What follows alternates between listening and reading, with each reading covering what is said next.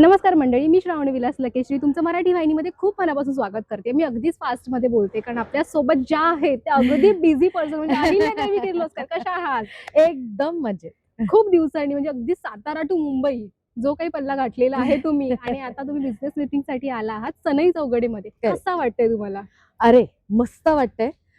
खरं तर मी सनई चौघडेला आले असं मला वाटतच नाहीये. मी पारूच्याच सेटवर आले असं मला खरं तर वाटतंय. कारण अख्खी टीम पारूचीच आहे. त्याच्यामुळे असं मला वेगळं काही वाटत नाहीये आणि उलट जास्तच मजा येते. येस. म्हणजे मी त्यांना विचारलं की तुम्हाला मुंबईत आल्यावर कसं वाटतंय? तर त्या म्हणाल्या, "मी अगदी घरी आल्यासारखं वाटतंय." घरच आहे माझं मुंबई.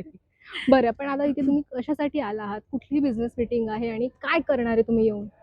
अ, मी आता त्यांचं एक प्रोडक्ट लॉन्च आहे नवीन आणि त्याच्यासाठी मी आले खानोलकर इंडस्ट्रीजमध्ये आणि अहिल्या किर्लोस्कर म्हणूनच आले आहे. सो किर्लोस्करांचा बिझनेस, किर्लोस्कर इंडस्ट्रीज हे सगळे आता त्या प्रोडक्ट विषयी त्यांना मदत करतायत, नाही करतायत हे तर तुम्हाला स्क्रीनवरच बघावं लागेल. पण मी त्या संदर्भात आले नक्की. ओके. पण तुम्हाला माहिती आहे का, की पारू मालिका संपल्यानंतर प्रेक्षकांना इतकं वाईट वाटलं होतं आणि ते तुम्हाला इतके मिस करतायत. I know. म्हणजे मी as I am a media person तर आपण होतं एक कन्व्हर्सेशन प्रेक्षकांसोबत किंवा फॅमिली, फ्रेंड्स हो. वगैरे सगळ्यांसोबत होतं. त्यांचं असं होतं, "नाही, पारू जरा चांगली मालिका होती, आम्ही मिस करतोय." त्यांच्यासाठी काय सांगाल?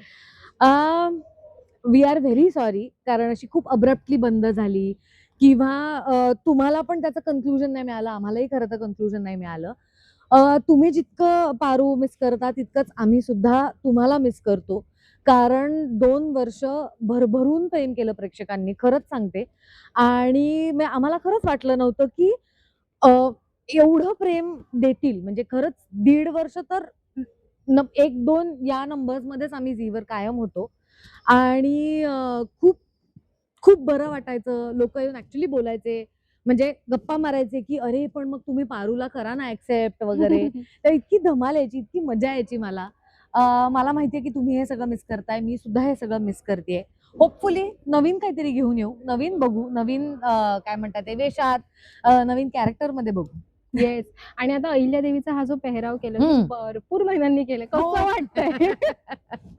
बापरे! ही साडी आणि ते सगळं बघून मला असं वाटतंय, की चला पुन्हा एकदा आपण अहिल्या बनणार आहोत. पण ते इतकं सवयीचं झालं होतं मला, की साडी नेसली, की हां, अहिल्या झालं सुरू असं होतं. अहिल्यादेवीमधलं काय मिस करताय तुम्ही आता? अहिल्यादेवी मला तडफदारपणा मिस करते मी. कारण आपण नॉर्मल आयुष्यात असे नाही वागत किंवा असे नाही जगत. त्याच्यामुळे असं असं एक चालणं आयटीमध्ये तिची जी होती ती मी ऑरा, ऑरा. डेफिनेटली मिस करते. आणि प्रेक्षकांनी एक कॉम्प्लिमेंट दिली असती आणि आता तुम्हाला पटकन आठवते ती कुठली कॉम्प्लिमेंट असेल? आह, आता ह्याला कॉम्प्लिमेंट म्हणायचं की नाही मला खरंच माहिती नाहीये. पण बऱ्याच वेळेला बायका भेटायच्या आणि म्हणायच्या की "स्क्रीनवर तुम्ही अशा कडक आणि अशा हे दिसता हो, पण अशा नाही आहात. पर्सनली किती तुम्ही छान आहात आणि साध्या आहात." आता ही कॉम्प्लिमेंट आहे की नाही हे तुम्हीच ठरवा. पण मला फार बरं वाटायचं की म्हणजे मी जे करतेय ते वर्क होतंय किंवा मी येस, बरोबर करतेय जे करतेय ते. येस. पण जाता-जाता तुम्ही प्रेक्षकांना काय सांगाल? तुम्ही इथे आला आहात. अहिल्यादेवी एक ऑरा घेऊन आली आणि तुम्ही ती बिझनेस मीटिंग सक्सेसफुल करणार आहे की फ्लॉप करणार आहे? आह, अहिल्यादेवी तिचा ऑरा घेऊन सनई चौघडेमध्ये आलेली आहे.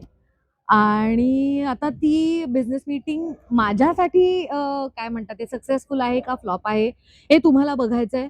पण सनई चौघडेमध्ये मला बघायला नक्की, नक्की विसरू नका.